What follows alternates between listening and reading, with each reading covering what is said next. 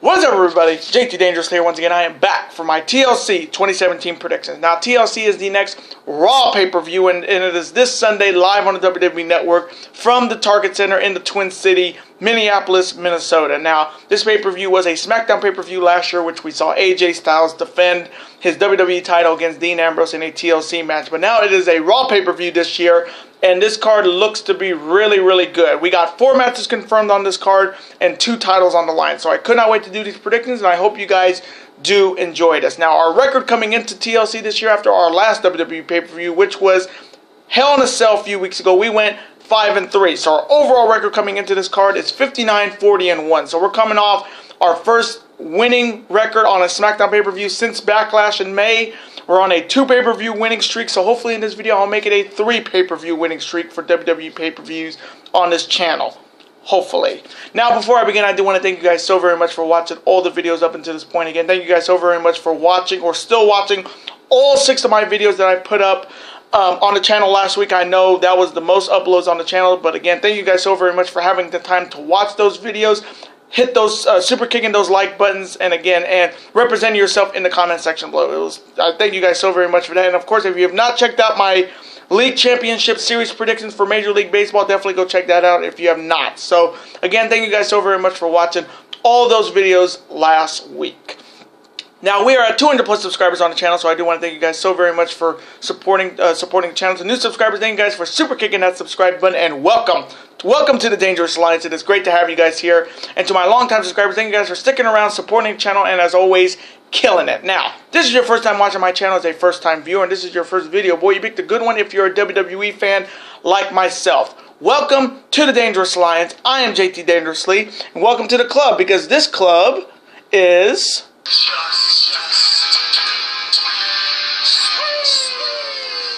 Whoop, whoop. Again, thank you guys so very much. Now, other than that, let's get right into these TLC predictions. Now, if they do add any other matches to this card, I'll have them in the comment section down below. But I'm going to do the 4 matches that are already confirmed on this show.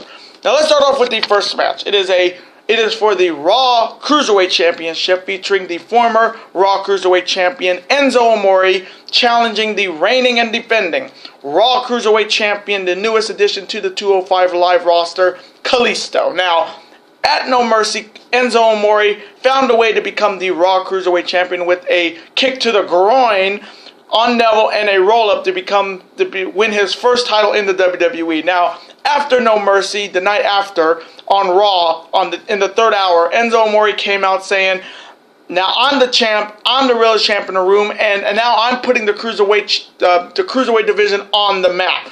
And those loser weights, which he called the cruiserweight division the loser weights, you got to go down with the Zoe. Now, and then he said during that segment that if anybody attacked them during that 3rd hour segment, they would forfeit their opportunity for the Raw Cruiserweight Championship. With all the members of the 205 roster on the ramp, Neville came down, attacked them. He forfeited his shot for the Cruiserweight title. And then after Raw ended, Braun Strowman attacked Enzo Amore, and then Braun Strowman said, "You want him? Go get him." The whole Cruiserweight division attacked Enzo Amore after Raw went off the air, and then that was the whole Jack Sparrow, Captain Barbossa, Pirates of the Caribbean thing. The whole crew turned on the captain, which was Enzo Amore as the champion. Then last week on Raw, in the 3rd hour, once again, because it's Enzo Amore, he said that every one of those guys who attacked me are going to get fired, because I had a piece of paper with Kurt Angle's signature saying that if anybody attacked me during those segments, they would be fired. Of course, he came out boasting, saying, "Oh yeah, you're going to get fired, you're going to get fired." He was insulting all the cruiserweights, like burning them, roasting them like no other. And then Kurt Angle came out saying that, yes, I did sign that thing, but that's until I signed the newest signee to the 205 roster. And that turned out to be Kalisto, the former United States champion. And then Kalisto made his point by hitting a Salido del Sol on him and raising the title up. Now, last week, which was supposed to be Neville challenging Enzo Amore in a lumberjack match for the Raw Cruiserweight title. And I think we've all heard the rumors of Neville leaving the WWE, asking for his release again. That's still a rumor. We do not know the facts yet, but I'll talk about that in a second. But so they went with Kalisto. Now, that same week was the same week that it was Eddie Guerrero's birthday. So I think WWE thought, you know what, let's give Kalisto, who's of course Hispanic, this title shot in this lumberjack match, in which Kalisto won the match with a top rope Solito del Sol to win his first Raw Cruiserweight Championship. Now, a few weeks ago on 205 Live in a tag team match, Enzo Amore invoked his Cruiserweight Championship rematch clause for this show. So he is looking to regain the belt that he lost a few weeks ago on Monday Night Raw. Now, starting off with Enzo Amore, again, coming from me, I didn't expect him to win the Raw Cruiserweight title because I thought, coming from me, Neville was the best thing on 205 Live. But him winning like that surprised a lot of people. And then the night after Raw, changing his attitude, saying, now I'm the star of 205 Live. I'm the one putting butts in seats. I'm the best thing on 205 Live because I'm the champ. I'm the realest champ in the room. Definitely changed my opinion on Enzo, because Enzo Amore, when he won the Cruiserweight title, put the Cruiserweight title on Raw at the third hour, which is the last hour of the show. The Cruiserweight division was never at the third hour of the show. They're usually at the first half or the second half of the 2-hour show, 3-hour show of Monday Night Raw. But Enzo Amore's just his charisma definitely is putting the Cruiserweight division on the map on Monday Night Raw, other than being very underrated division on Raw. I mean, it's main evented Raw, I think, 3 weeks in a row. The Cruiserweight division and the Cruiserweight champion. So that's saying a lot for a division that was not even in the third hour of Monday Night Raw, and it was just having tag team matches on Superstars and main event. But Enzo Amore as a champion is definitely putting butts in seats for Raw in the third hour. Then on the other side of Kalisto, of course, coming from finally being in the 205 Live division. I mean, he reminds me a lot of Rey Mysterio, so it made the most sense to put him in the Cruiserweight division. And now he's defending the title for the first time on pay-per-view, and this is his first title since he won the United States title around WrestleMania 2 years ago. So coming from me in this Raw Cruiserweight Championship matchup, oh man, this one's going to be a really good one. So coming from me, I'm going to take Enzo Amore to win the Raw Cruiserweight Championship. I think he needs to win it back. I think the whole point of 205 Live is to revolve around Enzo Amore. And that's, I would not have said that a few years ago about Enzo Amore. I didn't like Enzo Amore. But now, as he's being a heel, he's part of the Cruiserweight division. He is just roasting the Cruiserweight division for not being into his level. And with this whole Neville situation, again, if Neville did ask for his release, WWE dropped the ball again. They let Aries go, and if they let Neville go, WWE is literally out of their minds. So coming from me in this matchup, I am taking Enzo Amore to regain and win this Raw Cruiserweight Championship over Kalisto. And now the next matchup, a one-on-one battle featuring Emma versus the Raw and main roster pay-per-view debut of the undefeated Empress of Tomorrow, Asuka. Now, Emma won a fatal 5-way elimination match to get this shot against Emma a few weeks ago on Raw over Sasha Banks, Bayley, Alicia Fox, and Dana Brooke. Now, when she won that match, this is what Emma. This is what I thought of Emma. I'm afraid I've got some bad news. That you're facing. The bad news is you're facing Asuka. You say that you want to put you haven't been given a chance. Hashtag give Emma a chance. I'm the one who started the women's revolution. Well, you're going to be the first. You're going to be the first of many Raw women who are going to be absolutely decimated by Asuka. And again, Emma is this is an NXT rematch. I think it was at NXT. I forget which NXT takeover it was that Asuka made her debut in 2015 that she fought Emma. So this is an NXT TakeOver rematch. But it's going to end the same way that ended. So Emma is getting this shot, but we already know what the result's going to be. Then on the other side, you have Asuka, who's making her Raw debut and her main roster pay-per-view debut, the former NXT Women's Champion for forever, how long she was. And she is still undefeated. She has not been pinned. She has not been submitted, and she's been undefeated since 2015. Do you think I'm going to pick against her? Hell no. Because she is already guaranteed to be winning the Raw Women's title anytime. Sooner rather than later. And with her coming to Monday Night Raw, the title picture now turns to her. So somebody who has faced Minoru Suzuki and survived somebody like that tough SOB, Asuka is as the toughest female SOB I've ever seen.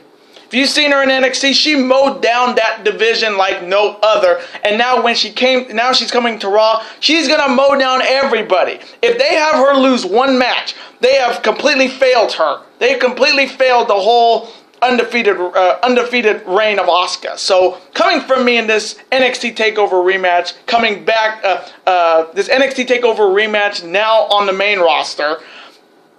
This is a no-brainer. I'm taking the undefeated Asuka to win. I just think Asuka is not going to lose a match on Raw. She's going to be the next Raw Women's Champion as soon as the next pay-per-view comes up, which is Survivor Series. She is already pegged as the new Raw Women's Champion coming from me. So coming from me, I am taking the undefeated Empress of Tomorrow, Asuka, to defeat Emma.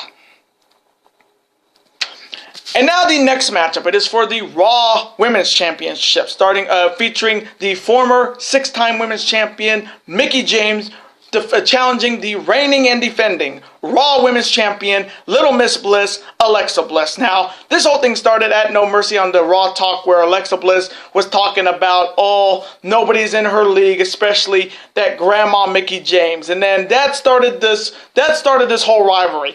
Alexa Bliss thinks Mickie James is too old. Like, really? Really, WWE? And then the night after No Mercy, Mickie James called her out saying, "You want to say that to my face that I'm old, I'm a grandma, but I'm a 6-time Women's Champion." And then Alexa Bliss saying, "Well, you were a 6-time Women's Champion, but that was when MySpace was still around." And then she said, Mickie James said, why don't you say what you said on Raw Talk to my face? And Alexa Bliss, with the balls of steel, said, "Yeah, you're a grandma." And then Mickie James went off on her, and this is how this whole rivalry started. Now, of course, Alexa Bliss brought Mickie James back to the WWE when she was on SmackDown as the SmackDown Women's champion. So this is a very interesting one-on-one battle. Now, a few weeks ago on Raw, Mickie James was going to her locker room. They put like the pens and walking stick because how old she is, and she's getting this shot. This whole thing just screams 2010 because they did the same thing with Lay Cool and Mickie James about her weight, calling her Piggy James. If anybody remembers that 2010 year on SmackDown when they were making fun of Mickie James's weight. I mean, WWE can easily thought of something better than, "Oh, she's old." And then that same week, Mickie James nearly defeated Nia Jax when Alexa Bliss interfered and stopped her from winning a big-time match against Nia Jax. So this match is definitely to say, hey, Mickie James is old, but she's got experience. Experience overpowers youth. Because when it comes to the WWE, age does not matter. Look what Goldberg did. Goldberg won the Universal title at 40 or 40 plus years old. I mean, Mickie James is one of my favorites. I remember her in 2006 when she came in, defeated Trish Stratus at WrestleMania 22, and went on to win 6 women's titles. But I mean, again, she's a former Knockouts champion in TNA. She's married to Magnus, which hopefully he will be coming to WWE soon. So to say she's old is such a stupid remark because experience, even if she's old, she's got the experience.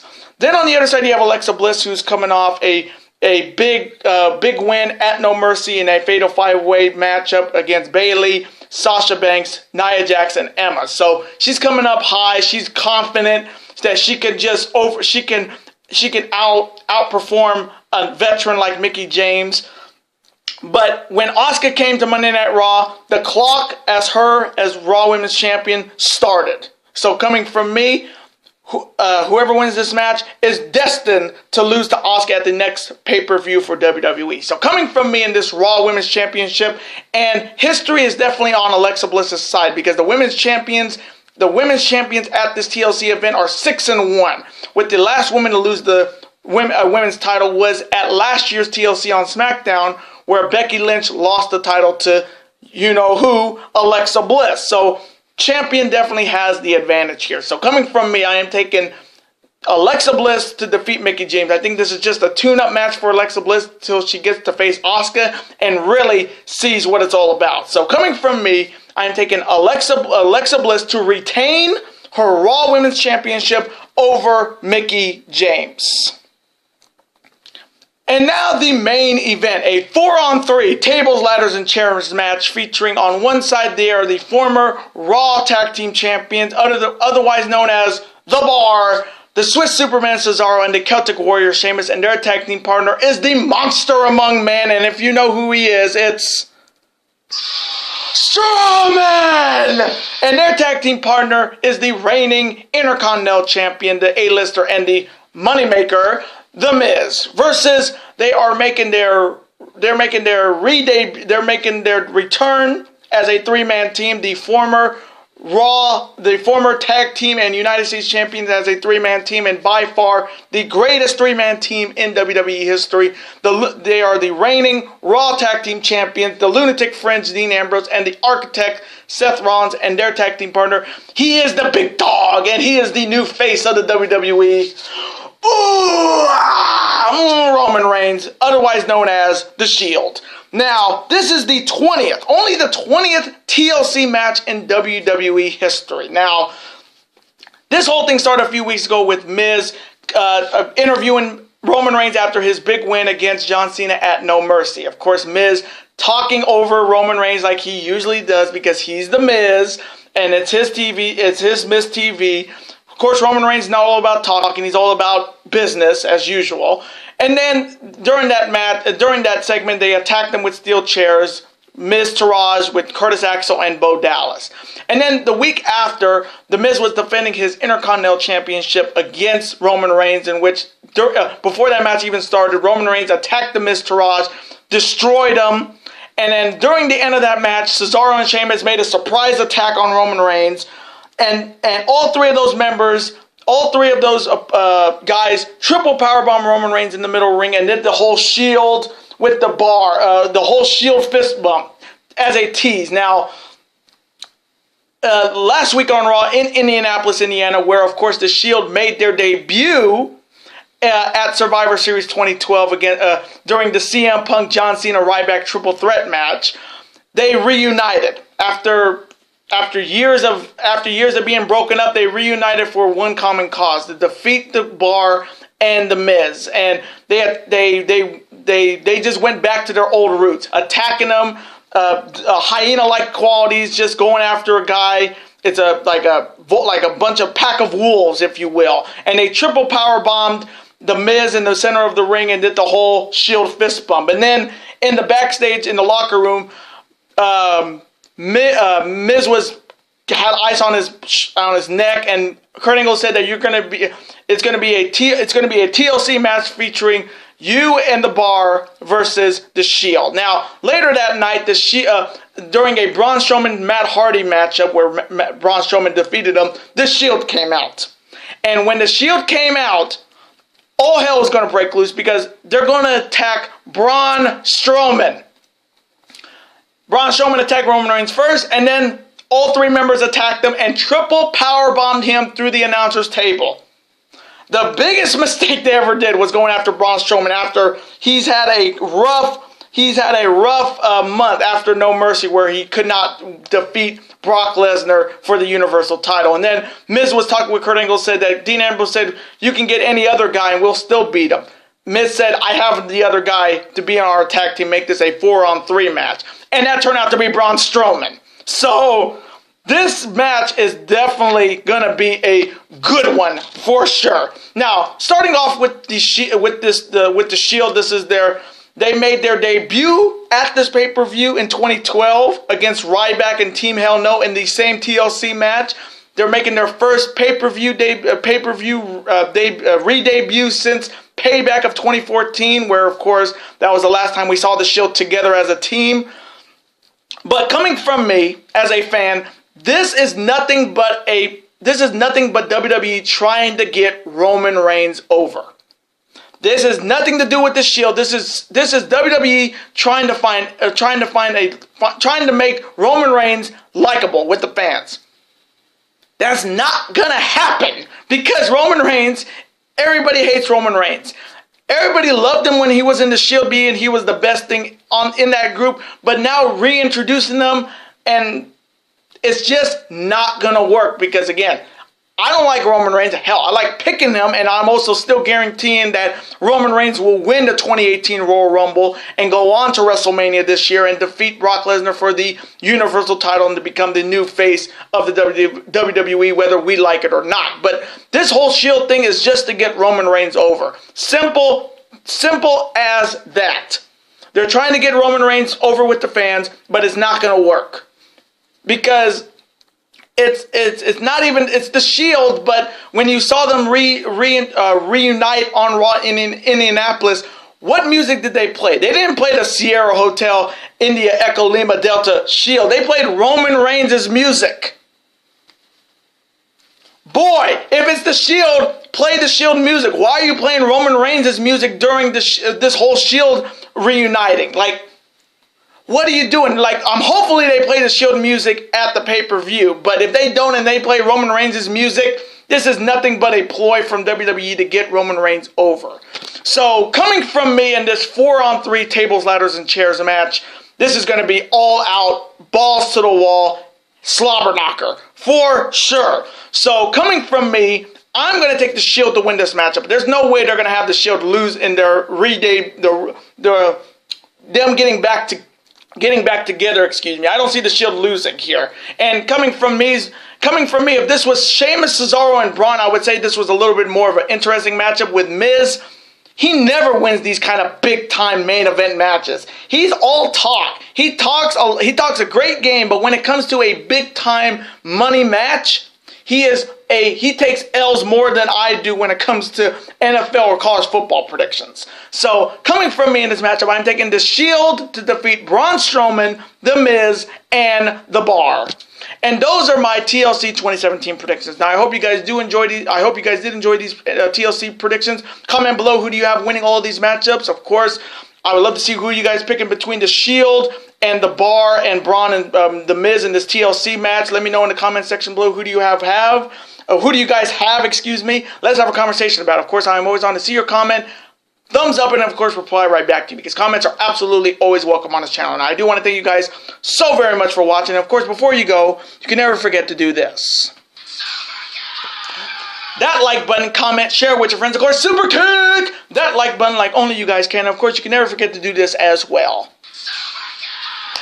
That subscribe button, become part of this bigger and dangerous alliance. And I will see you guys later today for my Week 8 college football predictions. Later days and peace.